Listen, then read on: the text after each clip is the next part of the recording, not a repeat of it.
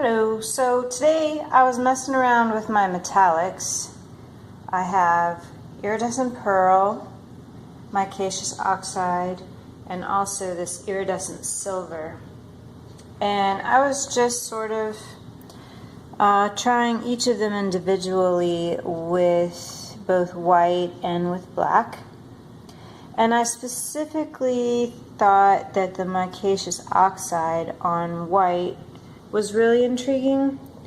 I just really like what's going on there. I think that that could end up looking super surreal, especially with some illustration on top. So I thought I'd make an easy, simple artwork with that.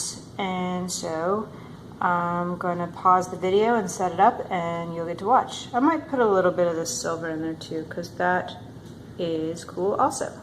All right.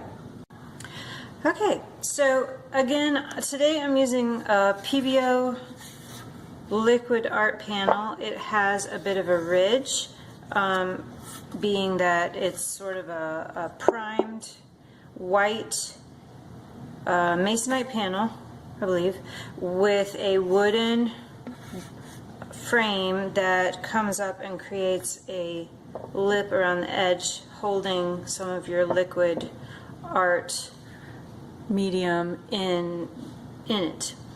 I'm going to use titanium white as the background, and then I'm going to add some of my metallic paint into it. So spread that around a little bit.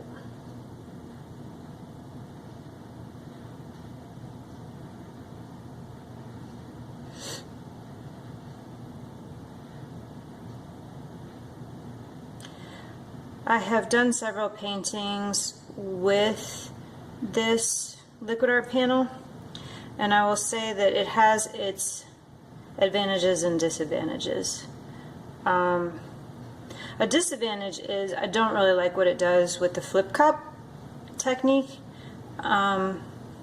because you release the flip cup and everything just sort of sits there, and usually people like to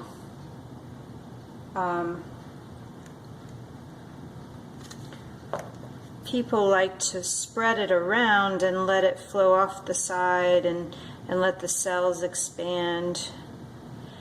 And this ridge doesn't really allow you to do that. Okay, so I have purposefully left this area empty because I'm going to put the micacious oxide. Micacious oxide, I just stirred it up recently, and I'm going to stir what's in this cup up a little bit more because it really does, the mica tends to settle. So I want to make sure that it is stirred up. Pour it in the corner, and then I'm going to get my straw and sort of blow it over into the white. White's usually the densest pigment. I do pay attention to density because I don't use the silicone to create cells. I use the density of the pigments.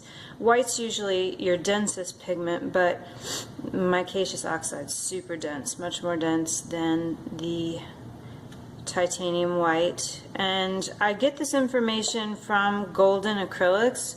I only use golden acrylic paint, and one of the main reasons is because they do provide a density chart, a specific gravity chart for their pigments. Okay.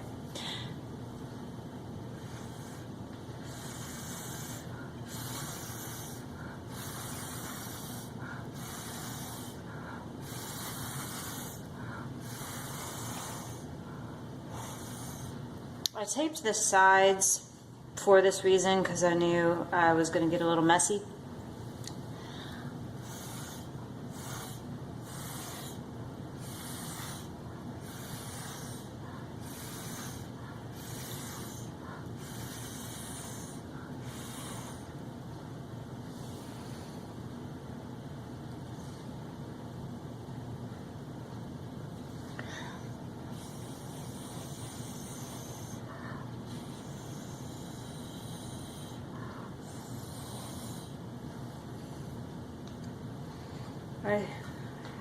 I didn't mean to get that feather effect, but I sort of like it. So I'm gonna sit here and let it settle. Actually, I'm gonna pause the video and go get my my heat gun, because I realized I didn't get that set up and I need that.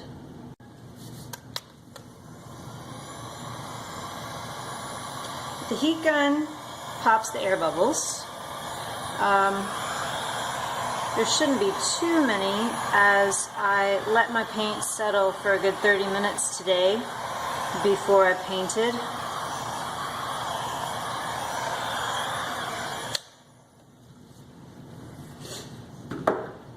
I am liking the feather effect,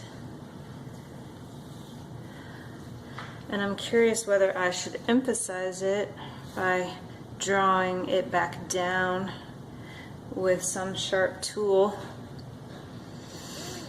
I feel like I should, but I'm afraid I'll screw it up. But I'm gonna do it. Here we go. I'm gonna do it. This is just a stick. Not bad.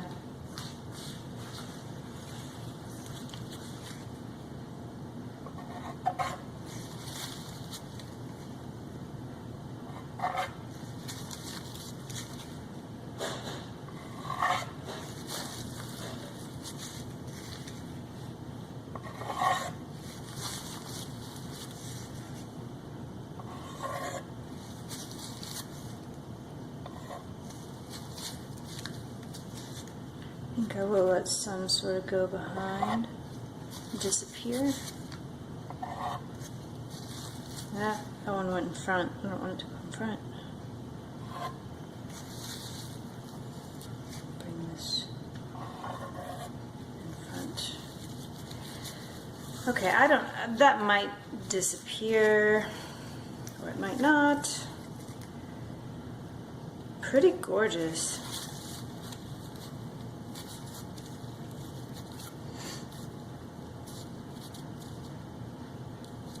Should I do something up there?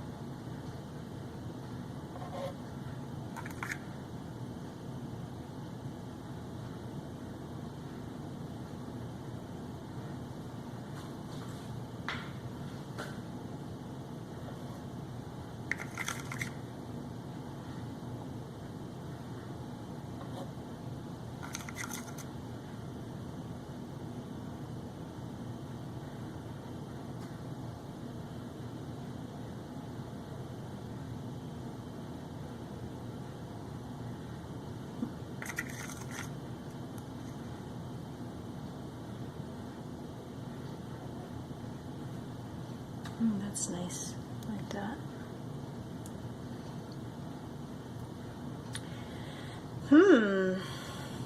This is quite lovely.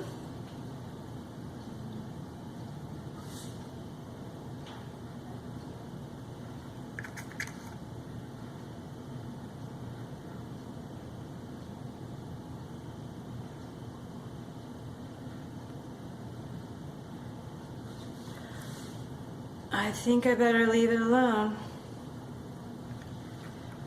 I'll give it 10 minutes to settle, and we'll come back and look at it.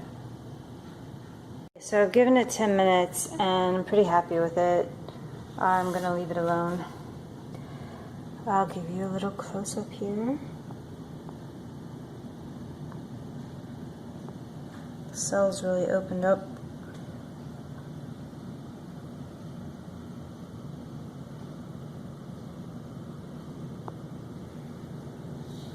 I'm really impressed with the variety of tones you get with the Micacious Oxide. I can't wait to see the metallic effect after it dries. Hope those lines don't get all wiggly as it dries. Alright, I'm just gonna let you see the corner there. And you see the masking tape, I'll pull that off after. Give it a little bit more time. I'm going to set it up to dry and we'll come back and do a dry shot.